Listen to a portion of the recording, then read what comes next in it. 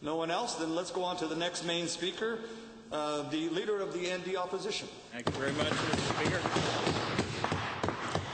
Well, Mr. Speaker, I want to say, first of all, that I thought that the speech of the Honourable Member for Calgary, Nose Hill, was provocative and offensive. And I want to say to my friends in the gallery that I would very much appreciate to have a bit of an audience here for as long as we can. And if people, I understand emotions are running high, but I hate speaking in the middle of the night to an empty house. So I'd like you to stay. And I implore you to do what's necessary for that. The case that the Honourable Member talked about, guards raised at a number of consultation meetings for months and months concerns with the design of the facility.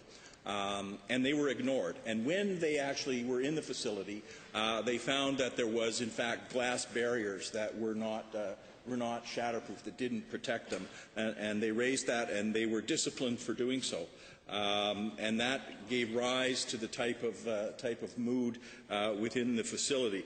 Since that time, the concerns have been buried, swept under the rug, and we've had, since that time, 3 suicides in that facility, and just very recently a hostage-taking. And when the government and its officials ignore the legitimate demands of working people who actually know the best what they're dealing with because they are there every day, then that's the kind of situation that they set up. I also want to say, with respect to that particular event, that in fact the existing structure of fines was able to bring an end to that particular strike within a matter of just a very few days. I reject the Honourable Member's characterization of what went on during the course of that walkout as a riot and so on. It's just not. It's not so. So, Mr. Speaker, I disagree with the government on many matters of policy. I've spent over a decade in this House, and as a member and as a leader of the New Democrat opposition. During that time, I've taken every opportunity to present a better vision for Alberta's families, a vision based on fairness, social justice, and greater opportunities for all Albertans based on our shared prosperity. But even though I disagree with the government on many issues, even though I think that better choices should be made to help Alberta's families, even though I've spent my political life defending the public interest, minorities, and those who have no voice, in spite of all that, Mr. Speaker, I still expect the government, regardless of which party is in power and regardless of our policy disagreements, to adhere to the rule of law. I think all members expect the same. I think Albertans deserve that. Because, Mr. Speaker, it's the first duty of a government to defend and protect the rights of its citizens. It's the duty of the government, no matter how it interprets its mandate, to ensure that the legislation it introduces for debate in this Assembly is in accordance with the fundamental freedoms enshrined in our Constitution.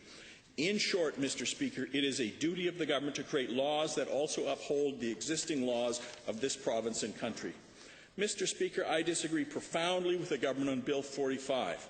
It is, in my view and in the view of the New Democrat opposition, an unnecessary and heavy-handed piece of legislation that goes far too far. It is a bill that I will oppose in this Assembly and outside this Assembly, and I urge all Albertans to do the same. Bill 45 makes it illegal for a public sector worker to do anything that might be perceived as threatening to strike. Section 4 states that no employee, quote, shall cause or consent to a strike. No employee shall engage in any conduct that amounts to a strike threat, which is a very vague concept that this government has just invented out of thin air.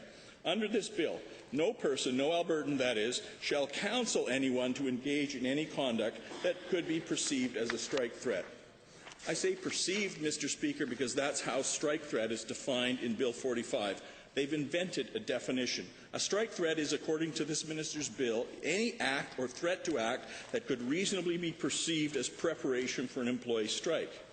It's entirely unreasonable for a government to ban any threats to act in any way that could be perceived as indicating or counseling support for an illegal strike. What are the penalties, then, that are included in this Orwellian piece of legislation? A union that does anything, or again threatens to do anything, that could be perceived as a strike threat could be fined outrageous amounts. In the event of a strike, a union like AUP could be forced to pay over $2.5 million a day. They would be forced to pay $1 million each day into a liability fund to cover the government's expenses.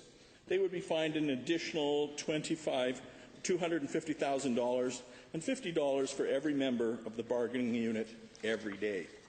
It's simply over the top, Mr. Speaker. It's entirely unreasonable. I've looked at the legislation in other provinces. The highest comparable fine on the books is in BC, where the teachers' union could be fined up to $1.3 million a day, but that legislation, Mr. Speaker, was never even proclaimed. In fact, it's being challenged in the BC Supreme Court on the grounds that it is unconstitutional. So, in fact, the highest fine a union could face would be in Saskatchewan, where a penalty is $50,000 plus $10,000 a day for each day that the strike takes place. In Nova Scotia, a union can be fined $300 a day. Clearly, other provinces don't share this PC government's view that public workers are a dangerous threat. But here's the issue, Mr. Speaker. This bill isn't just about unions and gargantuan fines. It's actually a much bigger issue that threatens the rights of all Albertans. Under Section 18, any Albertan, not just an employee or a union official, simply any Albertan who consents to a strike by public sector workers, any Albertan who indicates their opposition to the suspension of dues or these outrageous fines, any Albertan who makes any statement in solidarity with the people who work for our province and deliver public services would be fined up to $500 a day. That is unbelievable, Mr. Speaker. It is out of line and cannot be accepted by this Assembly. It's precisely these kinds of provisions that undermine the credibility and legitimacy of this minister and this government. The minister has stood in this House and said with a straight face that this bill is fair. He told us that he thinks it's an effective deterrent, and this legislation is needed to show that there's consequences for breaking the law. In fact, he stated last Thursday that this bill shows the government belief in the importance of the rule of law. Far from it, Mr. Speaker. Mr. Speaker, the bill does nothing of the sort. It is the furthest thing from fair. And under no circumstances can a government respect the rule of law by introducing legislation that undermines the very rights established by the rule of law. That kind of logic is no logic at all. But somehow this PC government thinks tomorrow is yesterday, black is white, and wrong is right. Contrary to the minister's statements, this bill is an assault on two of the fundamental freedoms that Albertans hold dear. It's an attack on Albertans' freedom of speech and freedom of association, as enshrined in Section 2B and 2D of the Canadian Charter of Rights and Freedoms. And because it contradicts these charter guarantees, if it is approved, then this bill will be challenged very quickly in the courts. I am very confident that it will be overturned because it is a clear violation of charter rights, fundamental law in Canada. Should the government be spending millions of dollars to wage a legal battle they cannot win? That would be imprudent, Mr. Speaker. It would be much more reasonable and sensible from a legal perspective, from a political perspective, and from a fiscal perspective, and just from a humane perspective for the members of this Assembly to do their job and defeat this bill before it ever becomes law. Let me be clear, Mr. Speaker, this bill is not simply an attack on organized labour. It is not simply an infringement on the rights of workers and their representatives. It is instead an attack on the rights enjoyed and expected by every Albertan.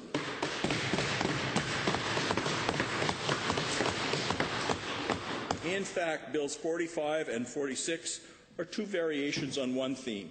Neither are about unions or wages. They're about a government determined to intimidate 3 million working Albertans. The government and some of its most senior members are deeply embarrassed when correctional employees went on strike to demand safe working conditions earlier in this year. Some of the members of the Cabinet felt that their authority was challenged, and certain ministers had their wings clipped. This bill is their act of retribution, Mr. Speaker. The Cabinet ministers who were most embarrassed by the actions of public employees earlier this year have now abandoned the guiding principles of reason and natural justice and fairness.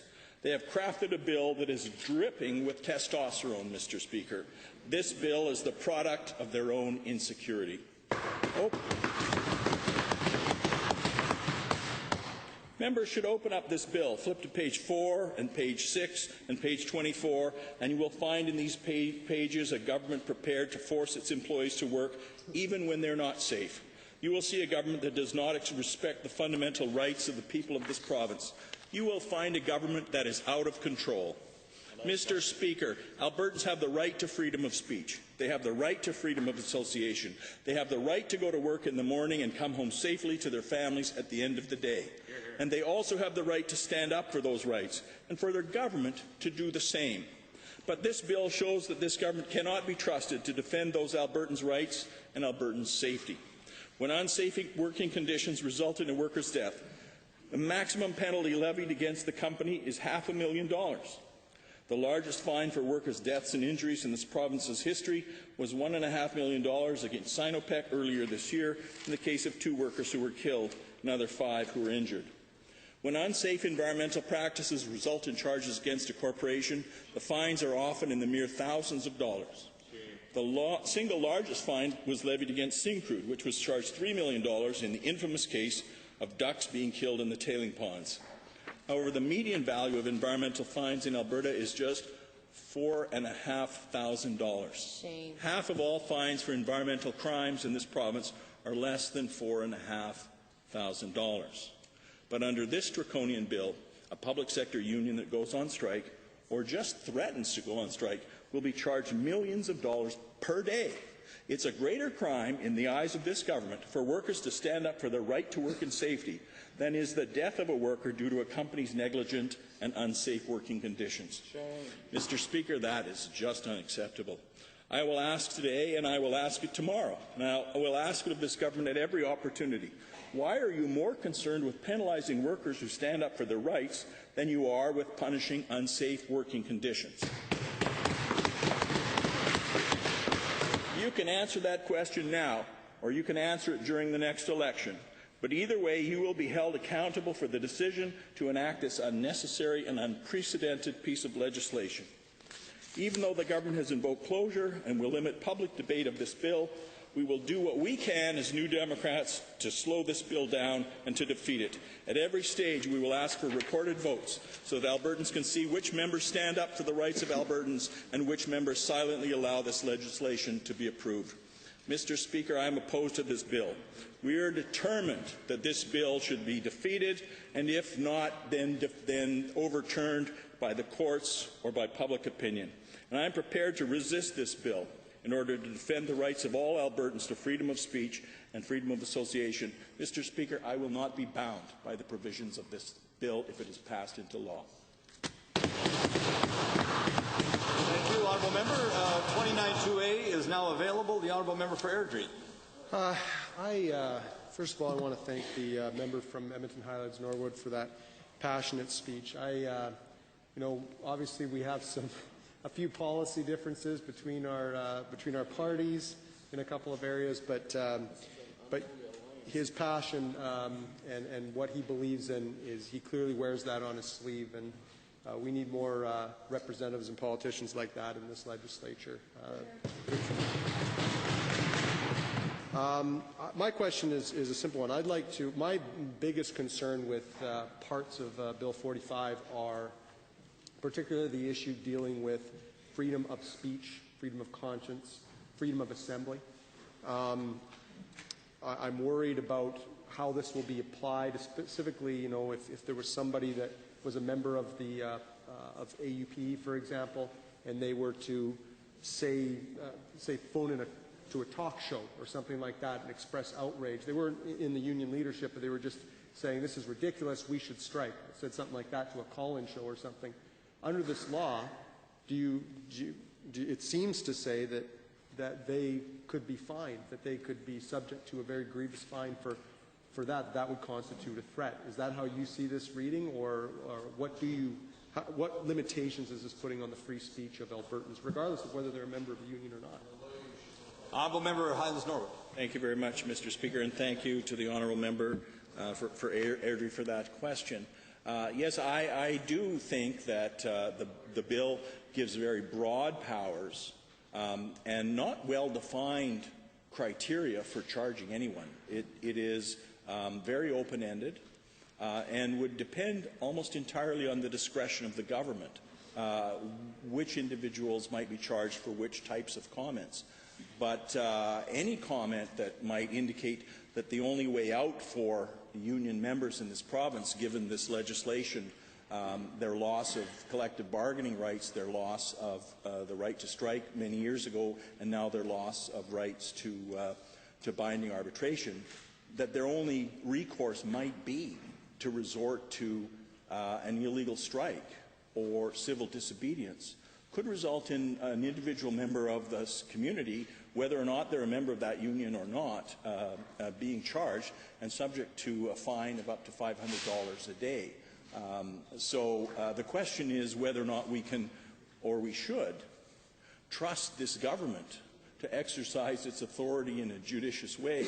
And given the vindictive streak that the government has when anyone does dare to stand up to them, as evidenced by these two bills, I simply don't believe that we can trust this government at all to exercise restraint in the application of this legislation. In fact, I shudder to think of the